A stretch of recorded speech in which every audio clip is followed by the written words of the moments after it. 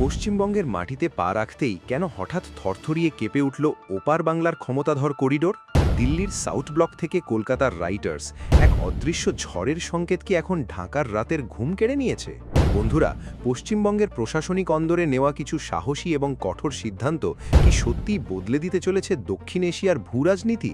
নতুন প্রশাসনের zero tolerance নীতি আর অনুপ্রবেশকারীদের বিরুদ্ধে নেওয়া বুলডোজার মডেল কি এবার সীমান্তের ওপারে হাহাকার তৈরি করেছে? কেন হঠাৎ বাংলাদেশের বড় বড় রাজনেতাদের মুখে গঙ্গা জল চুক্তি আর ফারাক্কা ব্যারেজ নিয়ে হুমকির সুর শোনা যাচ্ছে? আজ আমরা কোনো সাধারণ খবর দেব না, বরং একজন বিশেষজ্ঞের নজর দিয়ে ডিকোড করব এই গোপন দাবার চাল।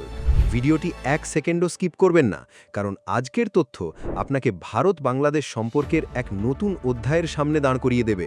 পশ্চিমবঙ্গের শাসনভার হাতে নেওয়ার পর থেকেই মুখ্যমন্ত্রী শুভেন্দু অধিকারী যে আগ্রাসী মেজাজে কাজ শুরু করেছেন, তা গত কয়েক দশকের চেনা ছক সম্পূর্ণ উল্টে দিয়েছে।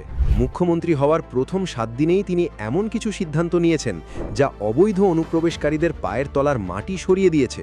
পরিষ্কার জানিয়ে দেওয়া হয়েছে, রাজ্যের প্রতিটি জেলায় চলবে চিরুনি তল্লাশি। রেশন কার্ড থেকে শুরু করে ভোটার আইডি কার্ড, সব কিছুই এখন কড়া স্ক্যানারের নিচে। যারা বছরের পর বছর ধরে ভারতের সম্পদ ভোগ করছিল, তাদের দিন কি এবার শেষ? এই অপারেশন ক্লিন আপ কেবল পশ্চিমবঙ্গের অভ্যন্তরীণ বিষয় নয়, এটি সরাসরি আঘাত করেছে ওপারের সেই শক্তিদের যারা পশ্চিমবঙ্গকে নিজেদের ভোট ব্যাংক আর স্বর্গরাজ্য বানিয়ে ফেলেছিল। আর এই কারণেই ওপার বাংলা আজ ভারতের বিরুদ্ধে বিষ উগরাতে শুরু করেছে। ভূরাজনীতিতে যখন সোজা আঙুলে ঘি ওঠে না, তখন আঙুল বাঁকাতে হয়। ঢাকা এখন ঠিক সেটাই করার চেষ্টা করছে, কিন্তু তারা হয়তো ভুলে গেছে সামনের সময়টা আর আগের মতো নেই। 1996 সালের 12ই ডিসেম্বর ভারত ও বাংলাদেশের মধ্যে গঙ্গা নদীর জল বন্টন নিয়ে যে ঐতিহাসিক চুক্তি হয়েছিল, তার মেয়াদ শেষ হচ্ছে 2026 সালে। এই 30 বছরের চুক্তির শর্তানুযায়ী ফারাক্কা ব্যারেজের জল ভাগাভাগি হয়, কিন্তু বর্তমান পরিস্থিতিতে বাংলাদেশের নীতি নির্ধারকরা একে একটি কূটনৈতিক অস্ত্র হিসেবে ব্যবহার করতে চাইছেন। মির্জা ফখরুল ইসলাম আলমগীরের মতো নেতারা প্রকাশ্য জনসভায় দাবি করছেন, ভারতের শর্ত মানা না হলে সব সম্পর্ক ছিন্ন করা হবে। কিন্তু মজার বিষয় হলো, এই চুক্তির প্রতিটি প্রযুক্তিগত দিক খতিয়ে দেখলে বোঝা যায়, ভারত সবসময় বড় ভাইয়ের মতো উদারতা দেখিয়েছে। হুগলি নদীর নাব্য বজায় রাখা এবং কলকাতা বন্দরকে রক্ষা করার জন্য ফারাক্কা ব্যারেজ ভারতের কাছে জীবনরেখা, অথচ বাংলাদেশ একে পরিবেশগত বিপর্যয়ের কারণ হিসেবে তুলে ধরে ভারতকে আন্তর্জাতিক স্তরে কোণঠাসা করার চেষ্টা করছে। 2026 সালে যখন এই চুক্তি নবীকরণের সময় আসবে, তখন ভারতের অবস্থান কেন অনেক বেশি কঠোর হবে? কারণ গত 30 বছরে গ্লোবাল ওয়ার্মিং আর হিমালয়ের বরফ গলার ধরনে আমূল বদল এসেছে। উত্তরপ্রদেশ, বিহার এবং পশ্চিমবঙ্গের ক্রমবর্ধমান জনসংখ্যার চাহিদা মেটাতে জলের প্রয়োজন এখন আগের চেয়ে কয়েক গুণ বেশি। ভারত তার নিজের নাগরিকদের জলের অধিকার খর্ব করে কোনো শত্রু ভাবাপন্ন দেশ বা যারা ভারতের বিরুদ্ধে ষড়যন্ত্র করে, তাদের কেন অতিরিক্ত সুযোগ দেবে?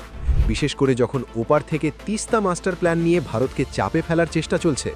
বিশেষজ্ঞরা বলছেন, ভারত এবার আর কেবল পুরানো আবেগ দিয়ে নয়, বরং জাতীয় নিরাপত্তা এবং কৌশলীগত লাভ ক্ষতির ভিত্তিতে এই চুক্তির টেবিলে বসবে।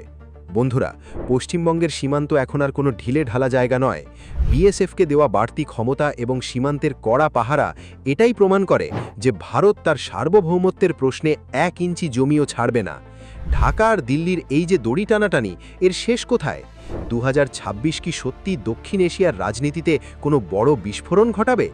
আপনারা কি মনে করেন, পশ্চিমবঙ্গের এই কঠোর অবস্থান কি ভারতের জাতীয় নিরাপত্তাকে আরও মজবুত করবে? আর গঙ্গা জল চুক্তি নিয়ে বাংলাদেশের এই হুমকিকে আপনারা কিভাবে দেখছেন?